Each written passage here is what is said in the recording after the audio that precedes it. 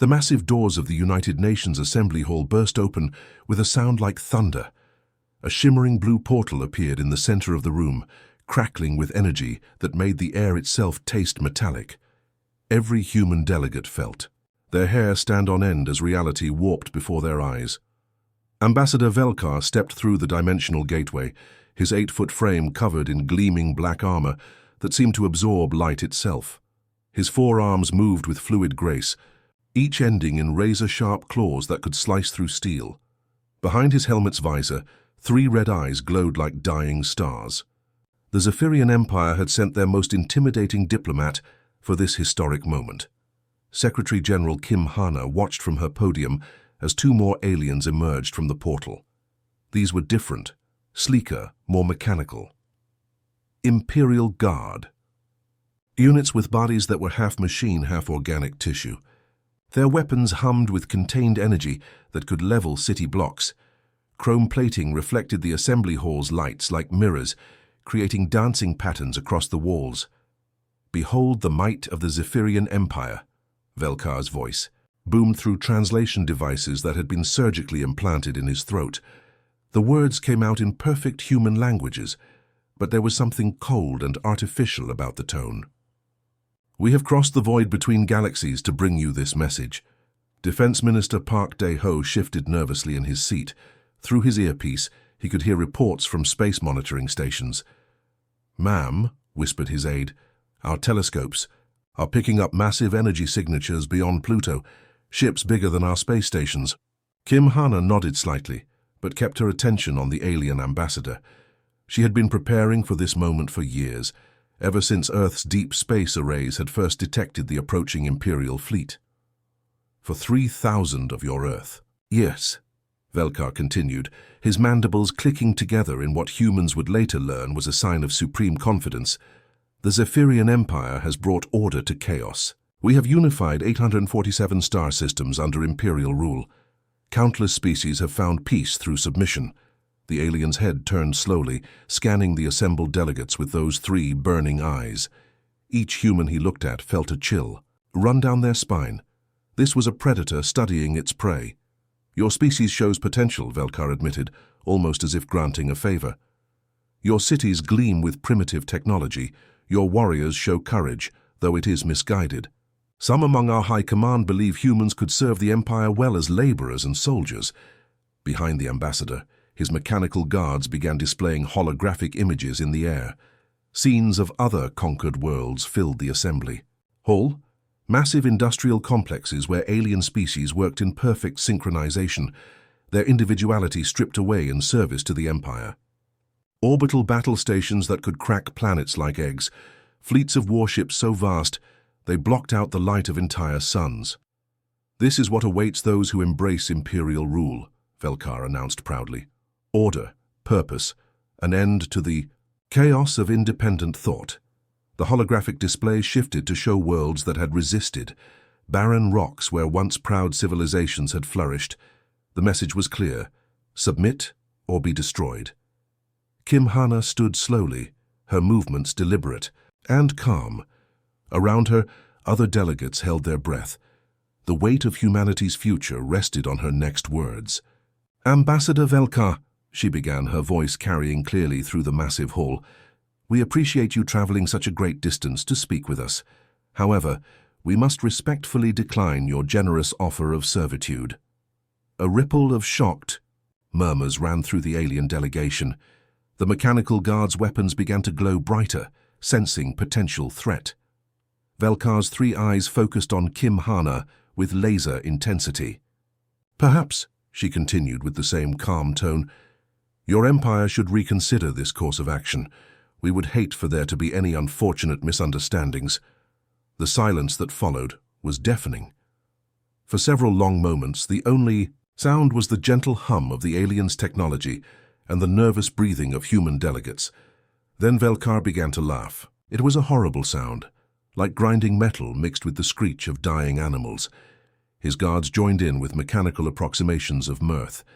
In all their conquests across multiple galaxies, no species had ever had the audacity to suggest the mighty Zephyrian Empire reconsider anything.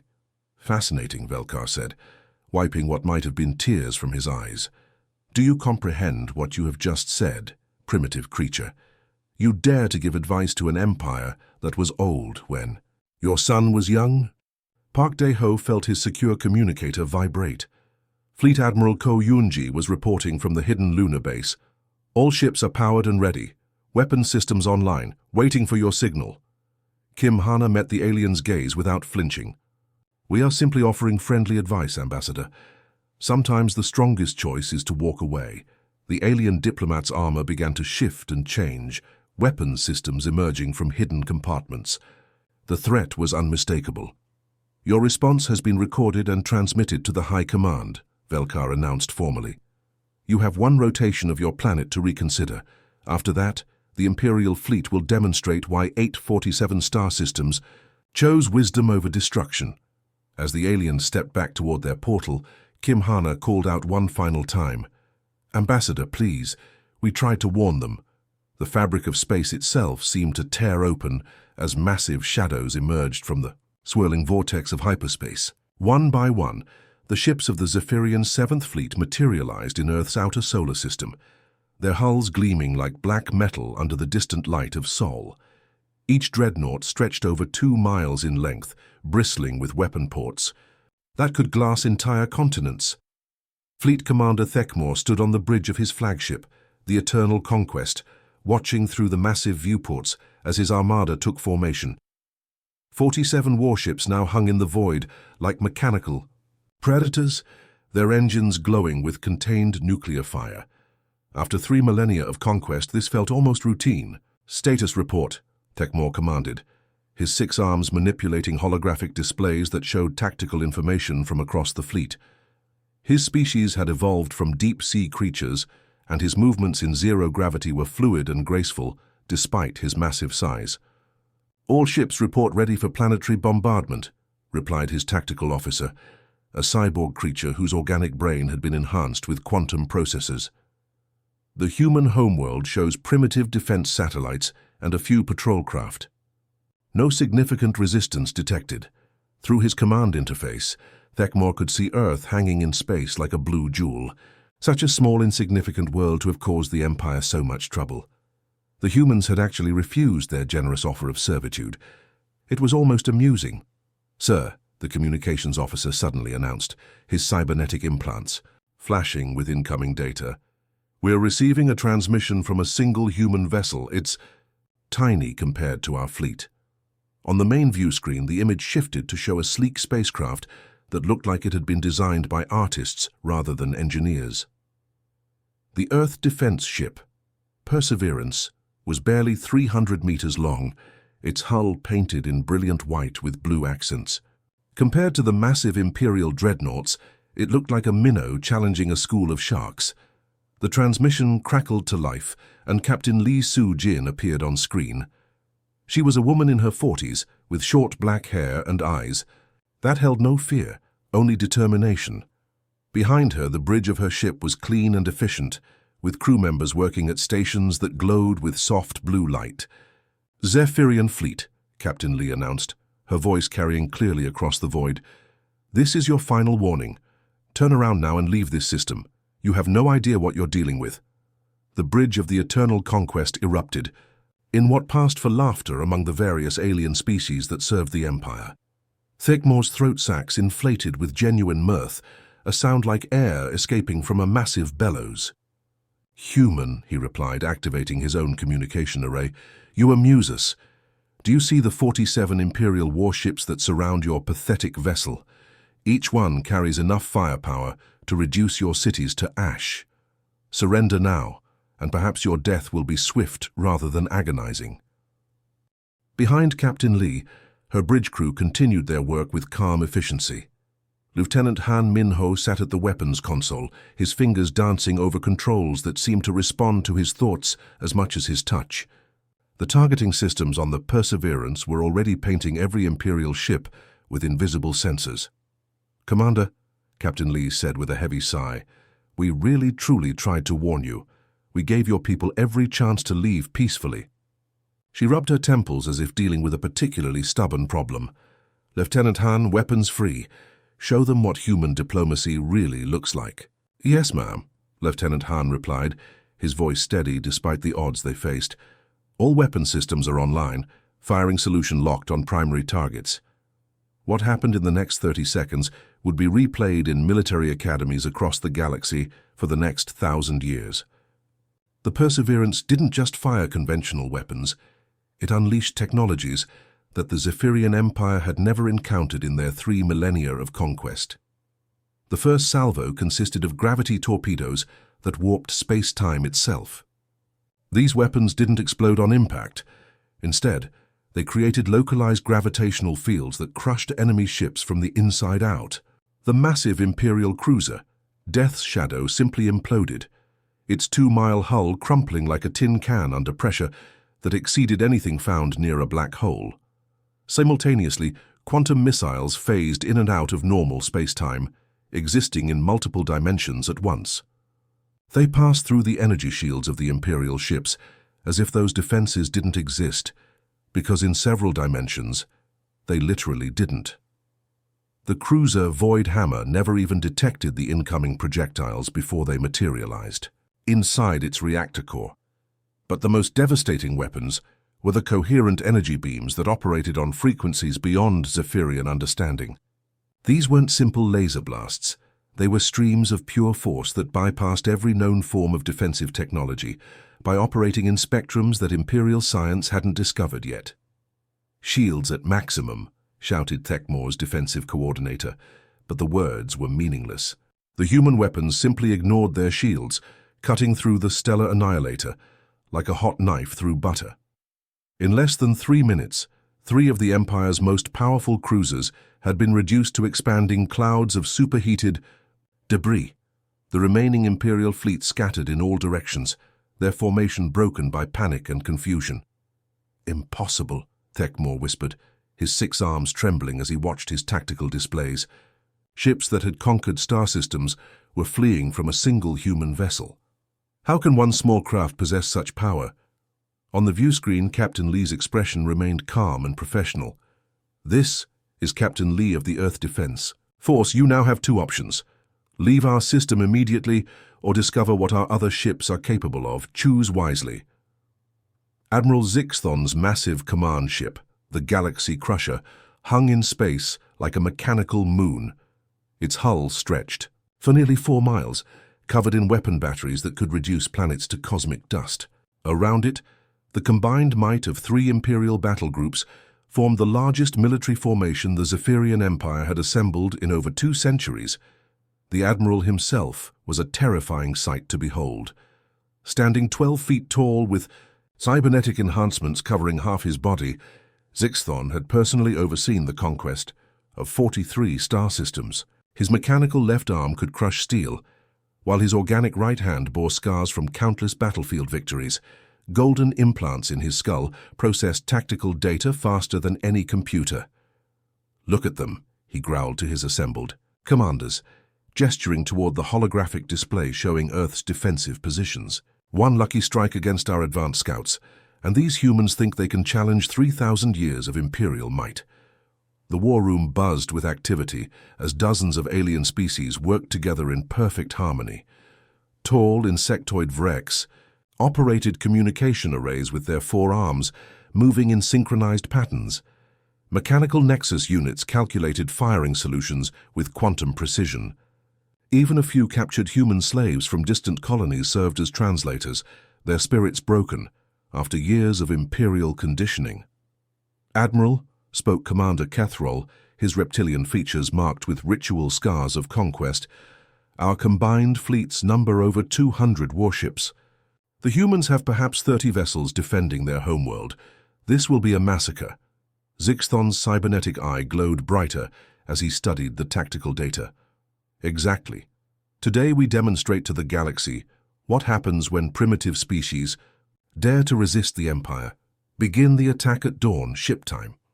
As the first light of Earth's sun painted the solar system in golden hues, the human counterattack began in ways that defied everything the Empire thought they knew about warfare. The first indication something was wrong came when human ships began appearing from angles that shouldn't exist. the Earth Defense Vessel. Horizon Walker literally materialized inside the Imperial formation, having somehow folded space to bypass every sensor and defensive screen. "How did they get past our perimeter?" Zixthon demanded, watching in disbelief as the human ship unleashed devastating salvos into the surprised Imperial fleet before vanishing again, folding space like origami. But the real shock came when Wing, Commander Kim Jae-hwan, led his fighter squadron into battle. The human pilots flew ships that looked more like works of art than military hardware, sleek craft with curved hulls that seemed to dance through space rather than simply fly. "Impossible," whispered the tactical officer, his 4 eyes wide with terror. "Those human fighters are pulling 37 G-forces in that turn. Any organic being should be liquefied under that stress."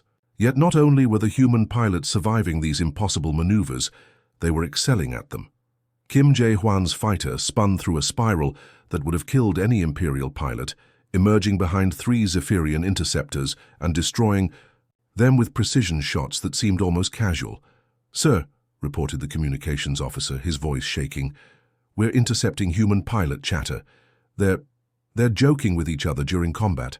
One just said, 'Nice shot,' to another after destroying our cruiser, Star Render." Admiral Zixthon felt a chill run through his augmented nervous system. In 3 millennia of conquest, no enemy had ever treated Imperial forces as anything less than a mortal threat. These humans were having fun. The situation grew worse as the battle continued. The human ships didn't just fight, they learned. When Imperial forces adapted their formation to counter human folding space tactics, the humans immediately switched to quantum phase attacks that made their weapons exist in multiple dimensions simultaneously. "Admiral," his tactical officer reported, his synthetic voice cracking with electronic stress, "the humans appear to be treating each engagement as a learning opportunity. They're adapting their tactics faster than our computers can calculate countermeasures." Through the main viewports, Zixthon watched as another Imperial dreadnought, the mighty Void Eater, succumbed to human ingenuity. The human ship responsible was a fraction of its size, but it had somehow turned the dreadnought's own weapons against it, using technology that seemed to rewrite the laws of physics on the fly. "Status report," Zixthon commanded, though he dreaded the answer. "We've lost 17 capital ships, 43 cruisers, and over 200 smaller vessels," came the grim reply. "Human casualties appear to be minimal." The Admiral's mechanical fist crushed the armrest of his command chair.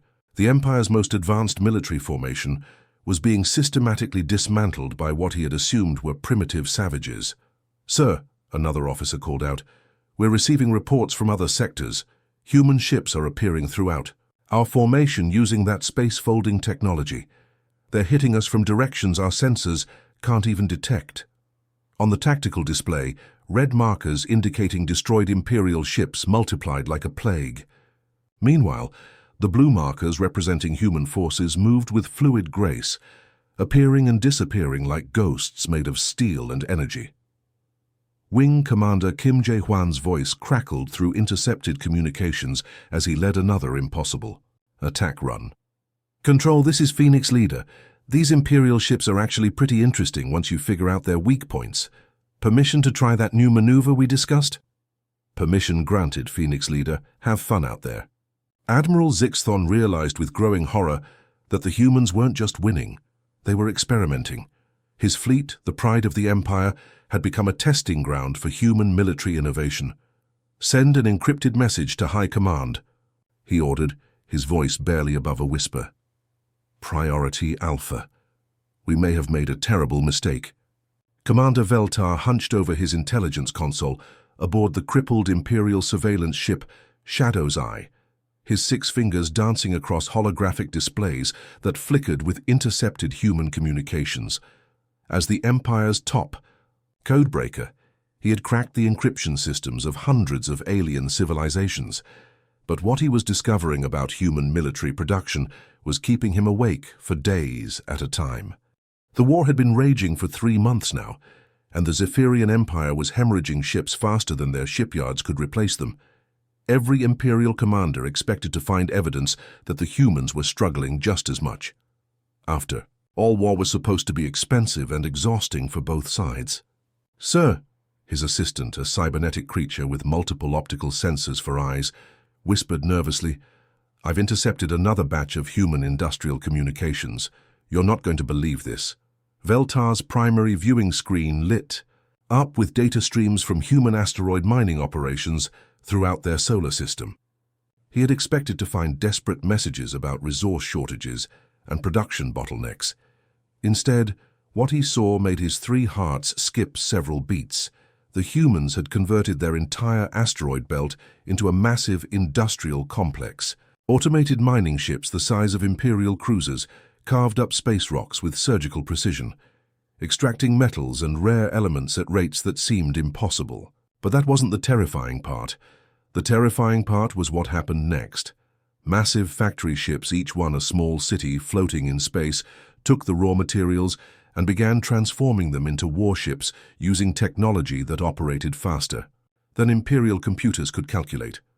Veltar watched in horror as a single factory complex constructed 12 complete battle cruisers in the time it would take an Imperial shipyard to build one. Computer, analyze production rates, and project. "Imperial ship replacement capabilities," Veltar commanded, his voice cracking slightly. "Analysis complete," the AI responded in its mechanical tone. "At current production rates, humans are constructing new warships at 17 times the speed of Imperial facilities. Warning, data overload causing calculation errors in projection. Models." Veltar's tactical computers were literally crashing because they couldn't process numbers that large.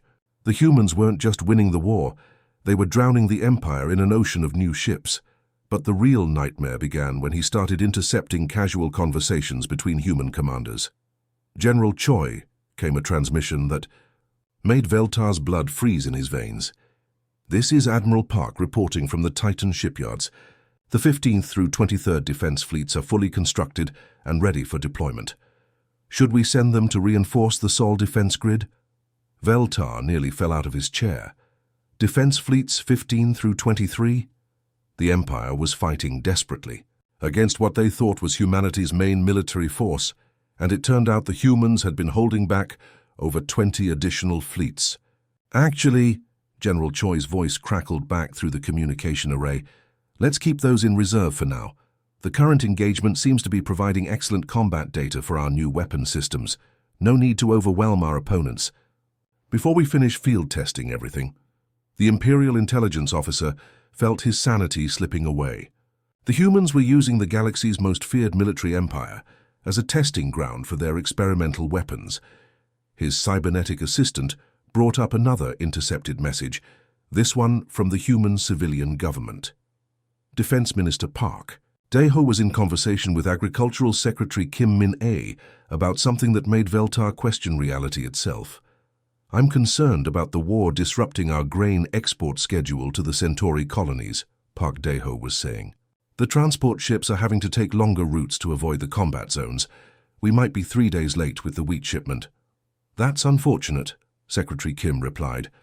"Should we prioritize agricultural logistics over military operations?" "Let me check with Fleet Command.